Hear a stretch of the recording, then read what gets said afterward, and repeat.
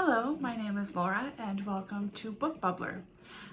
In my effort to try and mix up filming locations in my house, this is my little kitchen nook. You can't see the disaster behind it, and that's intentional. It is also snowing quite a bit outside. We were supposed to get up to 6 inches last night. I don't know if we did or not, but it looks like 6 inches at least in the front of my house where the drifts are all over the place. You're also going to hear my coffee machine beep in just a second here. It's almost done brewing. Today I just have sort of a mix of everything. I have some books I finished, some DNFs. Yes, I am actually DNFing. This does not seem straight. Ooh. Okay. It's crooked. I'm dealing with it. Whatever. So I do have some DNFs. I have some stuff that I finished, and I have some stuff that I got in this week also. Just as a heads up, this is going to be sweary today. So if you don't like swearing or the F word or anything, or visuals with the F word and swearing, maybe just stop watching now. Bye, thanks. Just giving you a heads up, fair warning. Yeah, so let's get cracked in. So my 2 DNFs, I'm very proud of myself. I had to get help from my friend Jenna, hi Jenna, to confirm that I should really do this, but I know that I really should. It was a good call, and I felt relief with both of these decisions. So my first DNF of the year, and of recent memory actually, is Beautiful Ruins by Jess Walters. I think he used to be a writer for Entertainment Weekly, and I love Entertainment Weekly. They have some great writers there, though I really don't like the fact that it is now a monthly magazine. I liked the weekly stuff. I had no problem keeping up with it. It ticks me off that it's just monthly. Anyways, so this, I got to, I think, page 60 something. So this is partly told in the early 1960s in a very small city in Italy on the coast, just like sort of around the cove from Cinque Terre, those famous 5 beautiful towns. And they are lovely. I have been there. They're beautiful, very charming. But this little town just around the little cove from it is poor, and there's not much there, and there's not a lot of flat space, so there's, it's not great. And this man owns owns an inn, and he sees this lady coming in a boat who's very glamorous. She is a Hollywood actress. He sort of falls for her. So, or not sort of, he does fall for her as soon as he sees her. So part of the story is told back in the 60s in Italy, and the current day stuff is told in LA. This female director's assistant has to hear a whole bunch of pitches. A man comes in to pitch his idea that he thinks is really going to go somewhere, and runs into this older Italian man. Of course, this young man coming in can speak Italian, so he serves as translator and finds out that he's trying to find, this old man is the young man from the 60s, trying to find this actress that he fell in love with, to see what happened to her. So he calls on his old friend to try and help, whatever. I didn't care. I think I could see where this was going from page 20, 15, I don't know. And I just didn't care. I've had this on my shelves since 2011, I think. No, this was earlier. I got this at a thrift store, hence the weird sticker, a couple of years ago. So it can go right back there. Adios. Let me get coffee. So that wasn't too hard of a DNF. This other one, I did ask last time if you guys wanted me to, or I did ask for your advice. I haven't been on to look at YouTube since I posted that, because why would I follow through? Clearly that's not who I am. By the way, thank you, Annie, for my lovely mug. So this other one I mentioned in my Monday video.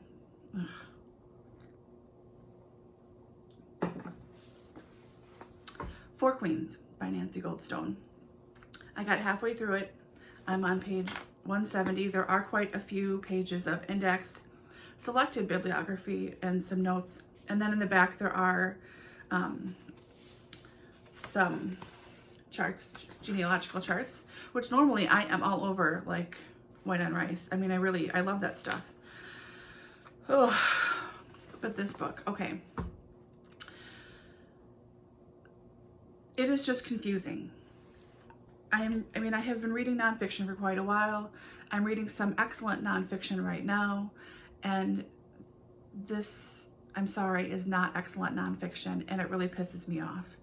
And I stand by my earlier review of this book that it's just a sausage fest, because it is. And I understand, again, that it has to be just based on records, and everyone cares what kings were doing and crusades were going on and who sacked whom in what order. And I mean, I get that that's the record, and I get that that's how history works. I understand.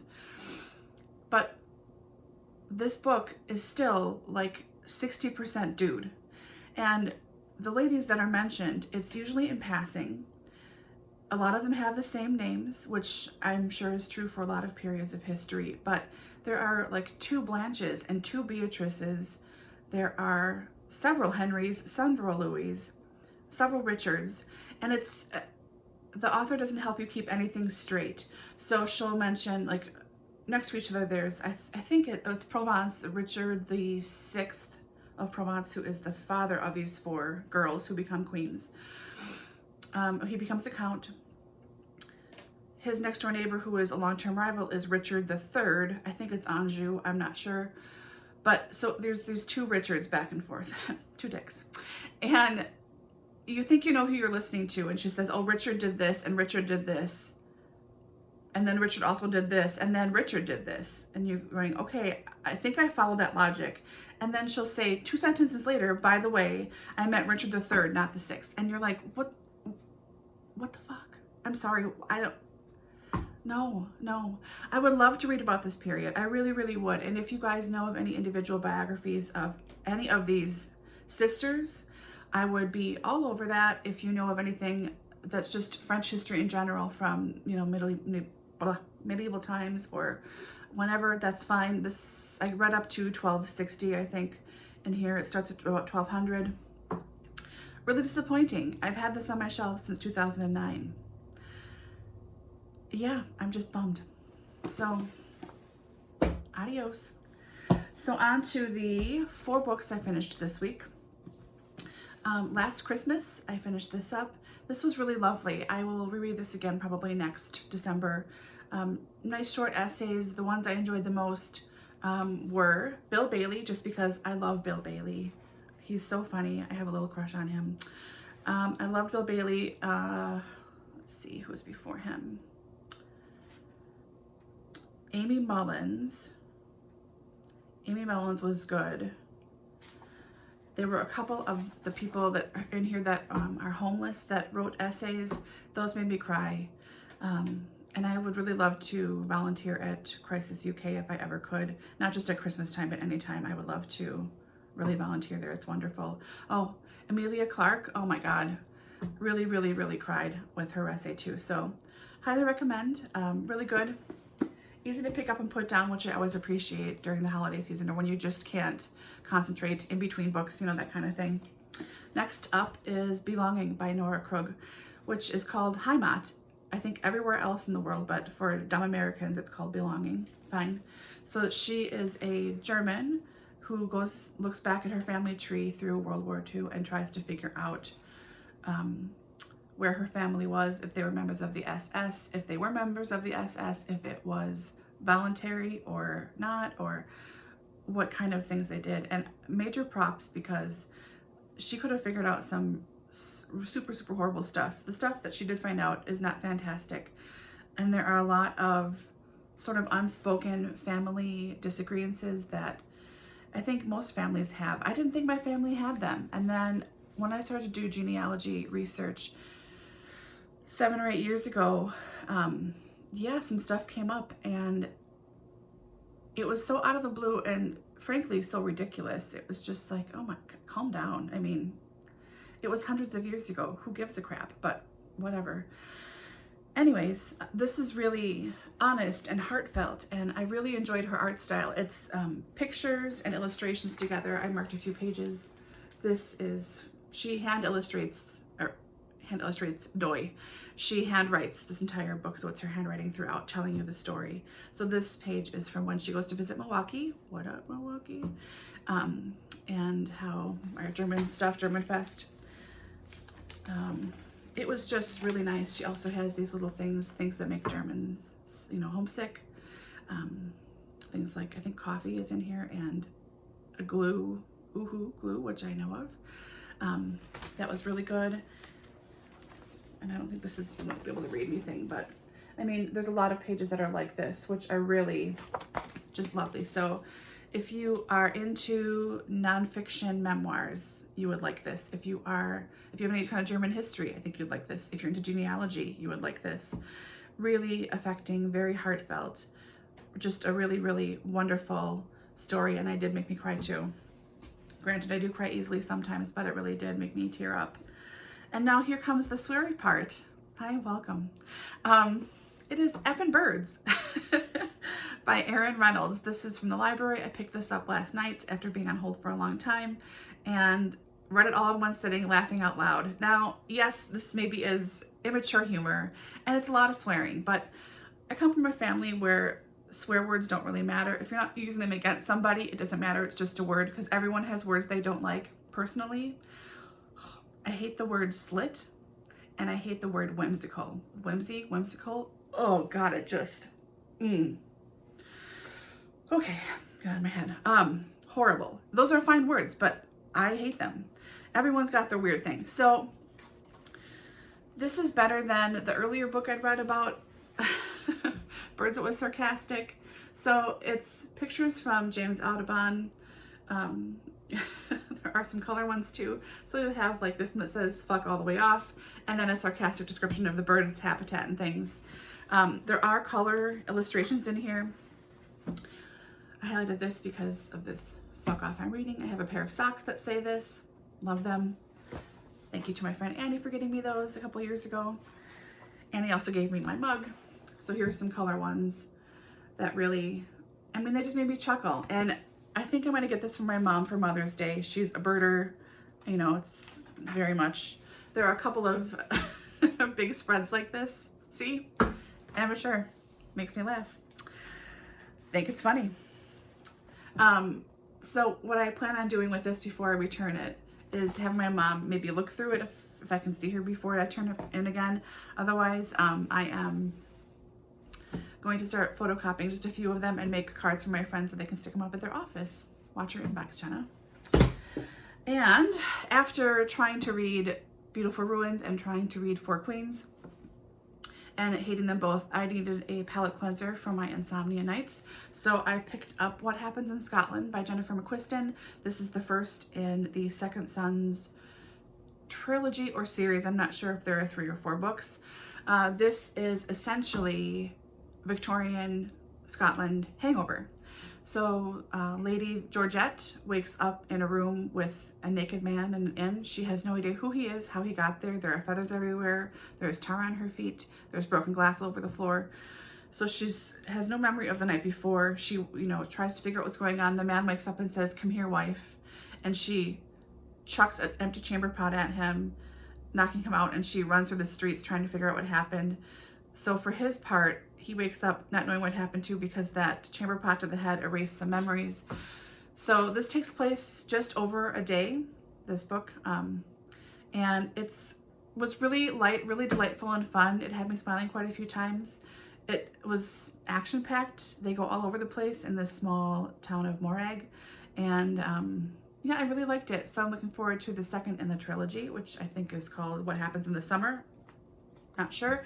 This is my first Jennifer McQuiston, and I'm happy to say I have, I think, the rest of her books on my shelf because that's the kind of person I am. So that's what I finished this week and DNF'd.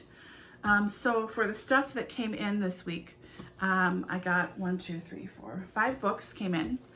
I have Angel's Peak by Robyn Carr. This is the 10th in the Virgin River series, which is a contemporary fiction romance. There's a romance in every book, but I don't know. I like the series a lot. I'm surprised that I like the series. Generally, I don't like contemporary romance and contemporary fiction very much, but I just love the series. I love the setting. Her writing is very, very easy to read. So number 5 is next on my list, but I just got number 10 in. So there's that. This was a spontaneous buy, which I shouldn't have done, but of course I did it because it's me and I can't stop buying books. That is Black Tulip by Alexandre Dumas. This is about Cornelius Van Barrel, who is a tulip grower, and he's trying to cultivate the black tulip. His godfather, godfather is assassinated. That's not funny.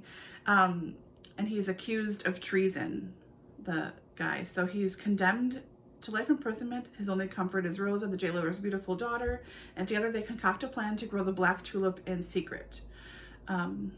So this is set in the 1607, no, just read the back, Laura. Dumas' last major historical novel is a tale of romantic love, jealousy, and obsession, interweaving historical events surrounding the brutal murders of 2 Dutch statesmen in 1672 with the phenomenon of tulipomania that gripped 17th century Holland. So this should be really good. I really like books about flowers and tulips. Tulips are one of my favorite flowers. So this should be really, really good. I am looking forward to it. Then I got my 3 Book of the Month books this month. 2 of them I chose, and one of them you got for free. Every year when they do their choice awards, their Book of the Month winners, you pick from 5, and then the 5th, obviously one is the winner, and then there are 4 runner-ups. So you could pick one of the top 5 books for free this month, which I really appreciate. That is really nice. So the book I picked for free, because the one that won, which was, oh my God, Daisy Jones and the Six, I have no interest in reading. It just... no, I'd rather just read a book about Fleetwood Mac, quite honestly. No offense to anyone who loved the book or to the author Taylor Jenkins Reid. That's fine. I mean, I'm glad she has a successful book, but I just don't really care. And based on what Robert from Barter Hordes has said, knowing music and being a musician, he found it all just ridiculous that this singer who has no training out of nowhere is some big musician is ridiculous. And being a former musician myself, singing and playing, that would irritate the crap out of me. I get really ticked off about music books, really particular. So I know I want people to read that. So again, of the 5, I didn't want to read the winner because it just does not sound good. I don't think I would like it. 2 of them I already had. One I did not want to read at all. And then this one, which A Woman Is No Man by Etaf Rum. This is the one that sounded kind of interesting. And because I am a judge for the BookTube Prize this year in both fiction and nonfiction, and this was on the long list that we had to pick from, there's a chance that this will come up. So I figure I have a copy. If it comes up in one of my rounds, if it advances into the octofinals, I am all set and ready to go. And after judging is done, if I haven't read it and I don't want to read it, I can just get rid of it. And it was free, so it's fine. So Etaf Rum. And then the 2 that I picked for Book of the Month, the Sundown Motel by Simone St. James. This is, again, dual timeline. Let me get this right here. Upstate New York, 1982. Viv Delaney wants to move to New York City, and to help pay for it, she takes a job as the night clerk at the Sundown Motel in Fell, New York. But something isn't right at the motel, something haunting and scary. And then in 2017, Carly Kirk has never been able to let go of the story of her Aunt Viv, who mysteriously disappeared from the Sundown before she was born. Carly decides to move to Fell and visit the motel, where she quickly learns that nothing has changed since 1982, and she soon finds herself ensnared in the same mysteries that claimed her aunt. So I'm trying to read more contemporary books this year, more current books, maybe I should say, and I like mysteries, and I think I like thrillers, but since I don't really read them on a regular basis, I don't know. So this sounds interesting. We'll see this. And then this one I am really, really psyched about. It is Things in Jars by Jess Kidd. Bridie Devine is the main character here. It's set in Victorian London. She's trying to find a young girl who has some kind of magical powers of some sort. Luckily, her search is aided by an enchanting cast of characters, including a 7-foot-tall housemaid, a melancholic tattooed-covered ghost, and an avuncular apothecary. So it's, magical realism. It's set in the Victorian era. This sounds like it's right up my street, so I'm really looking forward to this one. So actually, that's everything that came in this week. The only new addition to my current reads, pardon me for a sip of coffee, is my book club book. So far we have not met in January. We meet the first Thursday of the month. I don't know if we're going to meet in February or March, but this is my pick for February and March since it's such a chunkster. That is Cecelia by Fanny Burney. Years and years and years ago, 15 years ago at least, we read Evelina by Fanny Burney, and I absolutely loved it. It was epistolary from what I remember, and you know I love epistolary books. This one is as well, I think. No, it's not. I lied. So this big, huge chunkster is from 1782. Let's see. In playing on the issue of the heroine's name, the novel illustrates the high cost of a patriarchal system. Burney exhibits her comic and satiric powers in depicting Cecelia's dismaying entry into the gilded fashionable world. Cecelia's experiences also bring her into contact with the poor and the low. Running through the social analysis is an almost Dickensian forceful sympathy for those whose place in the structure of things is taken for granted. Controversial in its time and much admired by writers as diverse as Edmund Burke, Mary Wollstonecraft, and Choderlos de Laclos, never heard of him before, Cecelia still retains its freshness. So this is based off of the very first edition with annotations made throughout. It is 941 pages is the actual text. So I've chunked this into halfway points. Books 1 through 3 I'm going to read for February, and then books 4 and 5 I'll read for March. So I need to get cracking on this because this really is a doorstopper of a book. So yeah, that's all that's new. Otherwise, I'm still chugging away on all of my many halfway throughs that I had from December. Yeah, just trying to keep with it. Also, if you guys, I'm assuming everyone watches Netflix here, yes. I am super obsessed with The Witcher. Holy crap, it is so good. I just love it. If you can handle swearing, this is for you. If you like science fiction-y stuff, like fantasy stuff, this is totally for you. It is so effing good. I cannot believe it. I have 2 episodes left to watch because I'm saving them. Because once it's done until next year when season 2 comes around. And I'm so psyched that there is going to be a season 2. I just freaking love it. So the first book, I ordered a copy. It's going to take a long time to get to me. I'm sure like everybody else, they want to read the books finally. I only wish that I had read these when they first came out. My cousin who reads fantasy and science fiction a lot of stuff like this. I remember him mentioning this book and I thought, oh, that sounds kind of interesting, but you know, whatever. And I'm really kicking myself for not reading these earlier. So I've got that coming up at some point to look forward to, and I might watch the rest of that today. So plans for the weekend: reading, cleaning my kitchen. Hopefully I don't have to shovel. It's still snowing, so I'm going to have to shovel, I'm sure, at some point, but whatever. I have lots of coffee and I have BookTube to catch up on, so I'm good to go. I hope you guys are doing well. I hope you're reading something wonderful, and thank you for watching my slightly rambly, sweary little rant today. All right, I'll be back soon. Bye.